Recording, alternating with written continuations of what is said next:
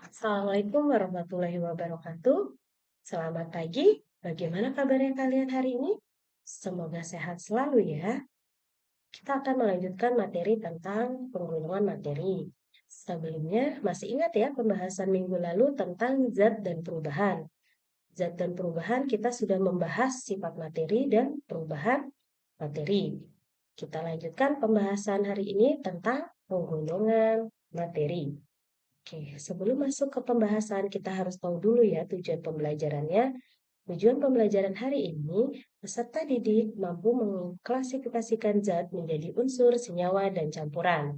Oke, kalian sudah tahu tujuan pembelajarannya? Kita lanjut ke materi penggolongan materi. Di dalam penggolongan materi, ya, materi dibagi menjadi dua. Ada zat tunggal, ada zat, maaf, di materi dibagi menjadi dua, ada zat tunggal dan campuran.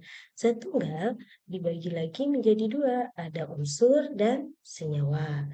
Unsur ada logam, non-logam, dan semi-logam. Oke, sekarang kita ke campuran. Campuran dibagi menjadi tiga. Ada larutan, koloid, dan suspensi.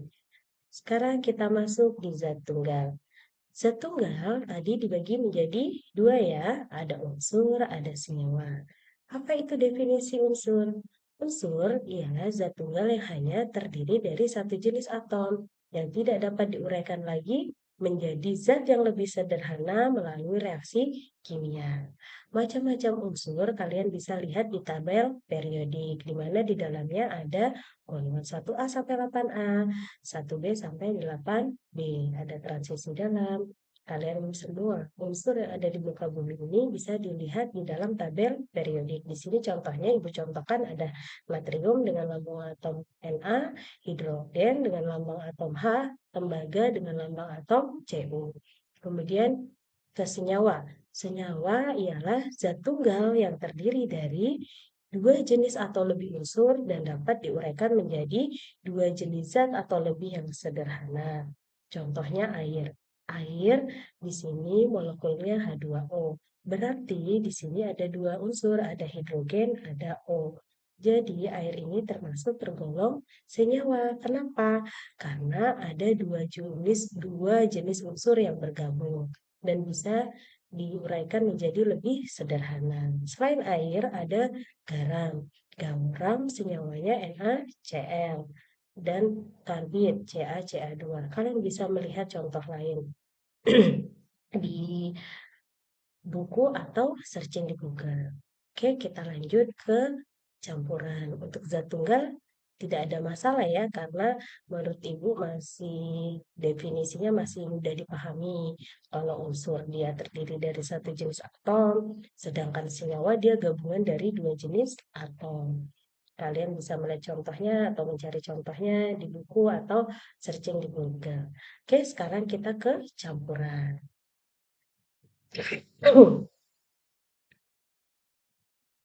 Penggolongan materi berdasarkan campuran. Campuran dibagi menjadi tiga ya tadi. Ada larutan, koloid, dan suspensi. Sekarang kita ke larutan. Apa itu larutan? Larutan ialah campuran homogen yang terdiri dari zat terlarut dan pelarut, bersifat stabil, tidak dapat dipisahkan dengan penyaringan. Contoh larutan garam.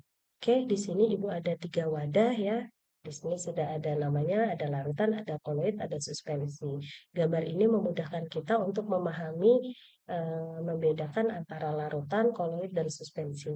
Dari definisinya sudah jelas ya. Ini misal aja kita membuat tadi larutan garam. Berarti sebagai pelarutnya air, zat terlarutnya garam. Kita masukkan garam ke dalam air, kita aduk. Jika kita amati ya, lambat laun partikel garam itu ikut menyatu dengan air.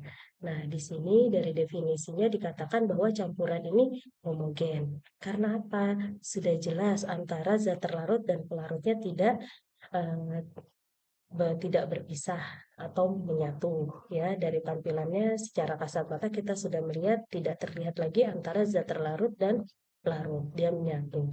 Jika menyatu ini dikatakan satu fase. Dari sifatnya sudah tahu kita, dari definisinya berarti dia bersifat homogen. Nah, bisa disaring atau tidak, ya. Jika dia menyatu seperti ini, maka akan susah disaring atau tidak dapat disaring. Oke, kita lanjut ke suspensi, ya. Untuk suspensi berbanding terbalik dengan larutan. Kita lihat dari gambar ya, dia memiliki partikel yang besar.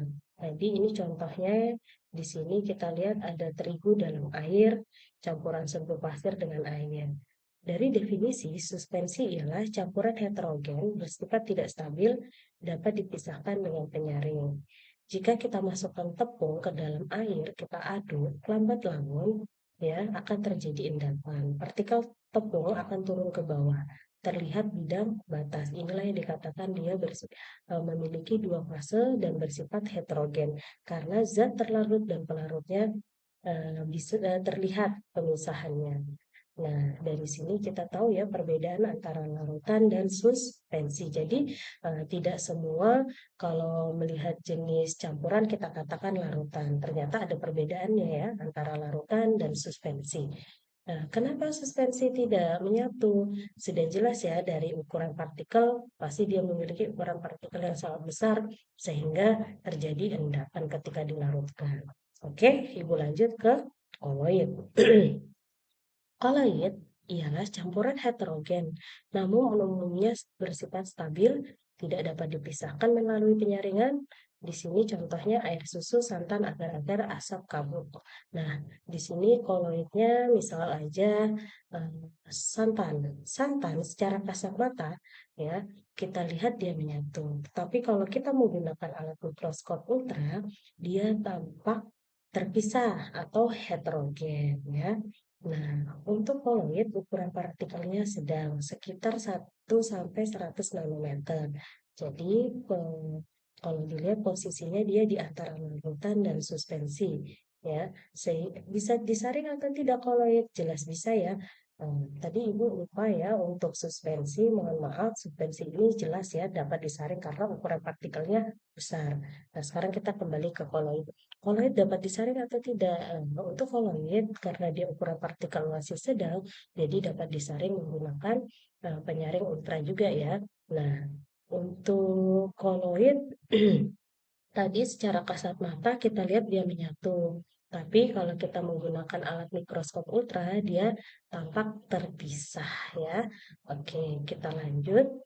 Nah, dari sini kita tahu perbedaan antara larutan koloid dan suspensi dari contoh tadi. Ya, yang Ibu sampaikan untuk larutan tadi homogen, semua partikelnya berdimensi panjang lebar kurang dari 1 nanometer. Artinya ukuran partikel ini sangat kecil, sehingga dia susah disaring atau tidak dapat disaring. Dan satu fase. Koloid tadi Ibu sampaikan juga secara makroskopis atau secara kasat mata dia homogen tetapi heterogen jika diamati dengan mikroskop ultra.